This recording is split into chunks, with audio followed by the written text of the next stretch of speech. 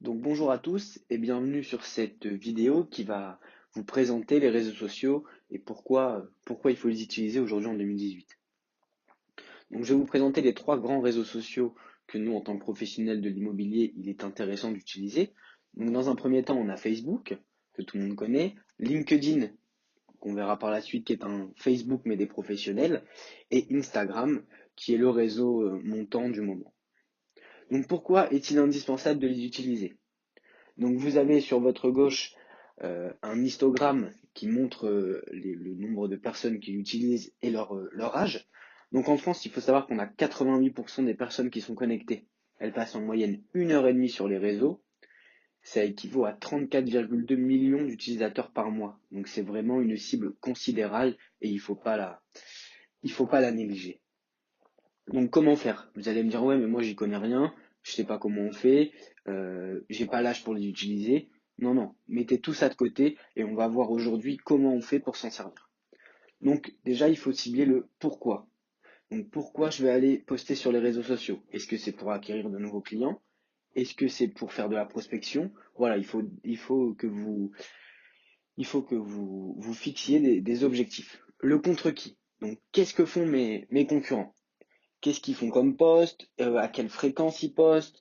Là, il faut vraiment que vous fassiez une véritable veille concurrentielle, comme vous faites en fait sur Se Loger ou Le Bon Coin, quand vous allez voir les prix, etc. Le où, donc sur quel réseau poster. Est-ce que je poste sur Facebook? Est-ce que je poste sur LinkedIn? Ou est-ce que je poste sur Instagram? Ça, c'est pareil. On le verra par la suite. On poste pas de la même manière. Le quoi. Donc, qu'est-ce que je vais poster? Est-ce que je vais poster que des photos de maison? Est-ce que je vais poster que des photos à la plage? Est-ce que je vais poster que des textes de loi? Enfin, ça, on va le voir également. Il faut poster de différentes façons. Et le pour qui? Donc là, il va falloir poster pour vos futurs clients. Donc, il y a 6 règles fondamentales à prendre en compte. Donc, la première, c'est l'engagement. Le but là étant d'avoir un maximum d'engagement. Donc, c'est-à-dire des j'aime, des partages et des commentaires. Ensuite, il va falloir créer des relations. Donc, il va falloir que vous alliez chercher de nouveaux amis qui potentiellement pourraient être intéressés. En 3, on a la fraîcheur. Donc la fraîcheur, c'est les nouveaux postes. Il faut quand même un turnover de postes assez important pour pas que les gens, quand ils viennent sur votre page, on voit publié depuis 2014. Ça sert à rien. Il faut avoir une certaine activité. En 4, on a la recherche. Donc la recherche, c'est tout ce qui va être hashtag, etc. Ça, on verra en fonction des vidéos. En 5, on a le partage. Donc là, il va falloir que vous partagiez votre savoir. Voilà. Que vous donniez de la valeur à votre audience. En 6, on a l'attention. Donc l'attention, si vous voulez, c'est le temps que va passer l'utilisateur sur votre annonce, sur votre publication. Plus il va passer de temps, plus Facebook va référencer votre post. Et ça également, on le verra par la suite. Il y a des manières pour que l'utilisateur passe plus de temps sur votre publication plutôt que sur une autre. Donc on va commencer par Facebook. Je vais vous donner plus ou moins 8 tactiques gratuites qui vont vous permettre de réussir sur Facebook. En premier, on a la qualité. Très important, il faut que vos posts soient qualitatifs. Il faut que vous puissiez amener de la valeur à votre client. Il faut qu'il puisse avoir des informations, etc. Donc, vous allez concentrer, on va dire, 90% de votre temps sur la création de votre publication voilà, exactement, 90% de la création et 10% pour la publication. En petit dé, on a la vidéo live qui est vraiment en plein essor. Après, je suis d'accord avec vous, c'est pas forcément facile de se prendre en live en vidéo devant tout le monde, etc. Mais ça peut être très intéressant. Imaginons que vous êtes en pleine prospection dans une rue, donc dans un quartier. Vous envoyez une vidéo live, les gens vont rejoindre en fonction de la communauté que vous avez, et peut-être qu'on va vous envoyer un message en vous disant ah ouais c'est génial, ben regarde il y a tel voisin qui vend sa maison, ou attends peut-être que cette personne elle vend sa maison. Voilà, vous allez pouvoir développer tout ça et ça peut être un réel outil. Ensuite vous pouvez également, si vous le souhaitez, faire une vidéo live un soir pour montrer votre avis de valeur. Par exemple, vous prenez une maison, hop, vous voyez avec le propriétaire s'il est possible de montrer l'avis de valeur. Comme ça va permettre de montrer le travail que vous fournissez et ça peut potentiellement vous amener des clients.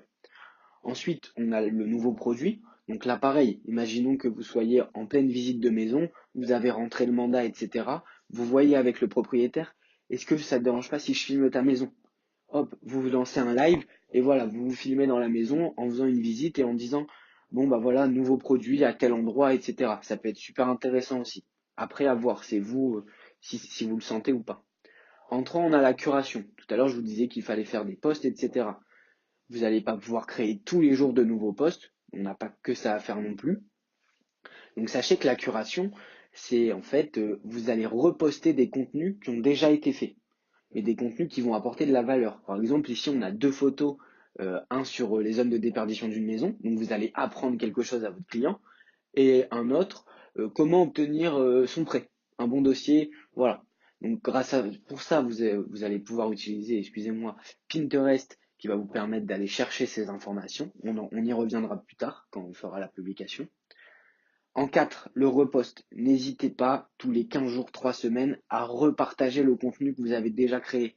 Sachez que Facebook va montrer que 3 à 3% de votre audience, ce que vous avez créé. Donc n'hésitez pas tous les 15 jours, 3 semaines à reposter. Ça va vous permettre de toucher de nouveaux prospects.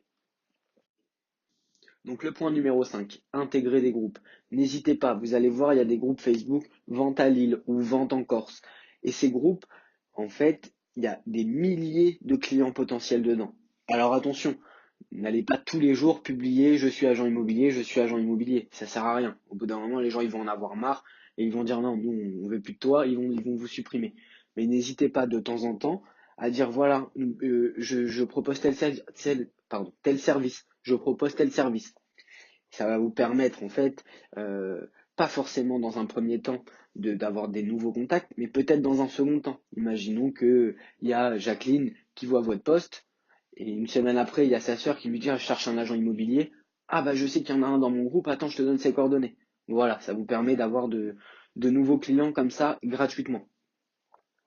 Le contact, soyez réactif. Quand on vous envoie un message, soyez réactif. En plus Facebook l'affiche. On a tous un smartphone aujourd'hui dans notre poche. Vous voyez qu'il y a un message, hop, essayez de répondre dans la limite du possible, mais essayez de répondre rapidement. Comme ça va permettre de montrer que vous êtes quelqu'un de qualitatif. C'est très important.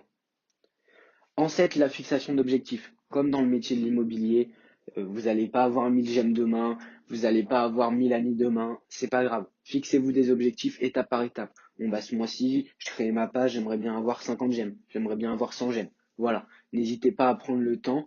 C'est vraiment une course de fond les réseaux sociaux. C'est comme l'immobilier. On n'est pas sur un 100 mètres, on vend pas une maison comme on vend un téléphone. Internet c'est pareil. On vend pas ses services aussi rapidement. 8. Restez authentique. Restez qui vous êtes. Si vous aimez la moto, partagez de la moto de temps en temps. Si vous aimez les bons restaurants, partagez des bons restaurants. Voilà. N'hésitez pas à varier les posts. Ça, on verra également dans la vidéo sur Facebook quand on approfondira un peu plus. Compte ou page. Vous avez deux possibilités sur Facebook. Soit vous créez un compte, donc comme vos comptes personnels que vous avez certainement, ça vous permet de commenter et partager sur le journal d'une personne. Ça vous permet d'envoyer des messages même à des personnes qui n'aiment pas, contrairement à la page. Ça vous permet d'avoir des amis. Contrairement à la page, où là, on n'a pas d'amis, mais on a des j'aime. Mais on peut faire des faux comptes. Enfin, pas des faux comptes, mais on peut faire utiliser un faux nom, pardon, c'est-à-dire le nom d'une entreprise qu'on ne peut pas faire en compte privé. On peut faire de la publicité payante et on peut également faire des concours. On reviendra sur ça par la suite. C'est deux stratégies différentes. Les deux stratégies fonctionnent. Après, à voir avec laquelle vous êtes la plus à l'aise. LinkedIn, donc le Facebook des professionnels. Donc c'est pareil, sur LinkedIn, il faut être régulier. Il faut poster régulièrement, reposter régulièrement, etc. Il faut qu'on vous voie, il faut que vous soyez actif. C'est primordial. En 2 sur LinkedIn, la bannière. C'est très important. Quand un professionnel arrive sur votre compte, il faut qu'il sache ce que vous faites. Il ne faut pas mettre une photo de chat ou une photo de plage. Non, non, il faut qu'on sache ce que vous faites dans les 10 premières secondes. C'est très important. En 2, la photo de profil. Pareil, une photo de profil professionnelle. Prenez par exemple celle que vous avez sur vos cartes de visite. Mais ne prenez pas une photo d'un chat ou une photo de votre bébé. C'est pas le but. Le texte descriptif et les mots-clés. C'est pareil, on y reviendra par la suite lors de la création du profil LinkedIn, mais il faut savoir mettre des mots-clés. faire un texte quand la personne arrive sur votre page, il faut qu'elle sache que vous faites, quel service vous proposez, etc. Devenez un acteur important du réseau. Là, on a une petite image qui nous montre les meilleurs moments et les meilleurs jours où il faut poster. Donc on voit que c'est entre soit avant le travail, soit à la pause déjeuner, soit après le travail. Le mardi, mercredi et jeudi, ce sont les meilleurs jours. Après, rien ne vous empêche de poster les autres jours. Mais prévoyez ça, des plannings de publication. Les connexions entre utilisateurs. Donc il faut savoir que sur LinkedIn, on n'est pas comme sur Facebook où on a des amis. Là, on a des connexions. En fait, deux personnes se connectent et ils sont linked. Pareil, ça on verra par la suite sur le réseau, je vous expliquerai un peu plus en détail. L'engagement.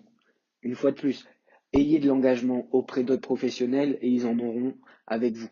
Toujours, il faut donner pour recevoir. C'est vraiment très important. Surtout sur les réseaux sociaux où il y a des milliers de personnes.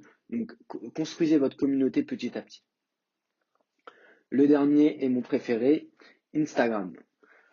Donc sur Instagram, la première chose, c'est le rythme de publication. C'est très important de publier régulièrement sur Instagram. Voilà, là pareil, vous avez les heures, les jours, etc. N'hésitez pas à publier régulièrement, 2 à 3 fois par semaine. Pareil, prévoyez votre planning de publication, c'est important comme ça, parce que sinon les premières semaines, vous allez être motivé, vous allez publier, et au bout de 1 mois, il n'y aura plus personne et les clients n'auront plus de nouvelles de vous. Donc préparez du contenu à l'avance si c'est possible. La promotion. Donc sachez que sur Instagram, comme sur Facebook page, on peut faire de la promotion. J'y reviendrai aussi sur la vidéo Instagram, mais ça peut être très intéressant. L'authenticité, restez authentique, toujours pareil. Euh, il faut que vous trouviez votre petite patte, la chose qui fait que les gens ont envie de vous suivre. Voilà. On a vu qu'on devait utiliser des objectifs grand angle, etc. Et pensez à ça, pensez à créer du contenu de qualité. Et vous allez voir, les gens vont venir. Les hashtags. Donc sur Instagram, très important, ce sont les hashtags qui vont vous permettre de remonter en fait et que les clients vous trouvent. Donc n'hésitez pas à utiliser immobilier, vente, neuf, investissement, voilà, appartement, tous les petits mots clés qui font qu'on va retrouver votre annonce. En 5, vous avez l'engagement. Donc comme sur les autres réseaux, allez liker allez aimer les publications de vos abonnés, allez liker les publications de vos confrères, commentez. Et c'est pareil, ça va revenir automatiquement, les gens vont s'intéresser à vous. Mais pensez à ça, prévoyez un petit temps pour tous les soirs ou tous les 2 soirs, allez aimer, allez commenter. Voilà, il faut que ça devienne un automatisme. En 6, on a les stories. Donc les stories, c'est des petites histoires qui restent que 24 heures. On verra comment les utiliser correctement. Mais c'est pareil, ça peut être intéressant quand vous faites une prospection, quand vous faites une visite, ce genre de choses. N'hésitez pas à vous mettre en situation. Ça permet aux futurs clients de se rendre compte que vous travaillez et de voir ce que vous faites. C'est très très important. Merci à tous de m'avoir écouté. Félicitations. Vous avez les bases sur les 3 grands réseaux sociaux et on verra par la suite comment on s'en sert et qu'est-ce qu'on fait dessus. Merci à tous de m'avoir écouté.